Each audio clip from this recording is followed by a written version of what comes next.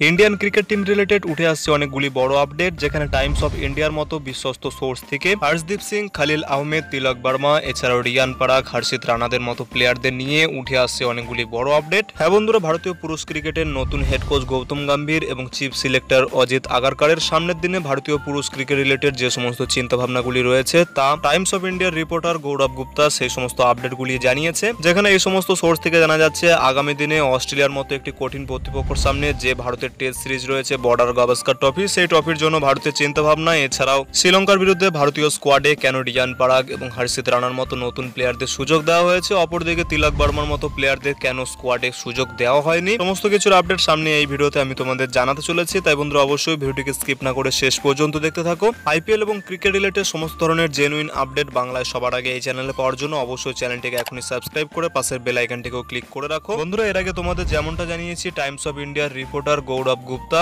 সামনের দিনের জন্য বিসিসিআইয়ের যে সমস্ত প্ল্যানস গুলি রয়েছে সেগুলি জানিয়েছে। জানানো হয়েছে ভারতীয় টিমের নতুন হেড কোচ গৌতম গম্ভীর এবং সিলেক্টর অজিত আগারকারের চিন্তাভাবনা রয়েছে অস্ট্রেলিয়ার বিরুদ্ধে বর্ডার গাভাস্কার ট্রফির জন্য হর্ষদীপ সিংকে ভারতীয় টেস্ট দলে কনসিডার করা হতে পারে। অস্ট্রেলিয়ার বিরুদ্ধে টেস্ট সিরিজের জন্য ভারতীয় সিলেক্টররা চাইছে জসপ্রীত বুমরা, মোহাম্মদ শামি এবং মোহাম্মদ সিরাজের পাশাপাশি একজন বাঁহাতি পেসারকেও খেলাতে, যার জন্যই মনে করা হচ্ছে হর্ষদীপ সিংকে এই টেস্ট সিরিজে প্রথমবারের জন্য ভারতীয় টেস্ট দলে সুযোগ দেওয়া হতে পারে। বন্ধুরা, এমনটা যদি হয় সেক্ষেত্রে আমরা অস্ট্রেলিয়ার বিরুদ্ধে বর্ডার গাভাস্কার ট্রফিতে হর্ষদীপ সিংকে ভারতীয় টেস্ট দলে ডেবিউ করতে দেখতে চলেছে। তবে তার আগে হর্ষদীপ সিংকে দিলীপ ট্রফি 2024-এও লাইকলি খেলতে দেখা যেতে পারে। এছাড়া এই আপডেটে জানা যাচ্ছে হর্ষদীপ সিং এর পাশাপাশি ভারতীয় টিমের সিলেক্টররা চাইছে ভারতীয় দলে আরো বাঁহাতি পেসারদের সুযোগ দেওয়া হতে চলেছে এবং তাদের গ্রুম করা হতে চলেছে আগামী দিনের জন্য। যেমনটা বন্ধুরা দেখা গেছে শ্রীলঙ্কার বিরুদ্ধে টি-20 এবং ওডিআই সিরিজে খালিল আহমেদকে সুযোগ দেওয়া হয়েছে। তিলক বর্মাকে নিয়ে উঠে আসছে বড় আপডেট। যেমনটা জানা যাচ্ছে তিলক বর্মাকে ভারতীয় দলের সিলেক্টররা টি-20 দলে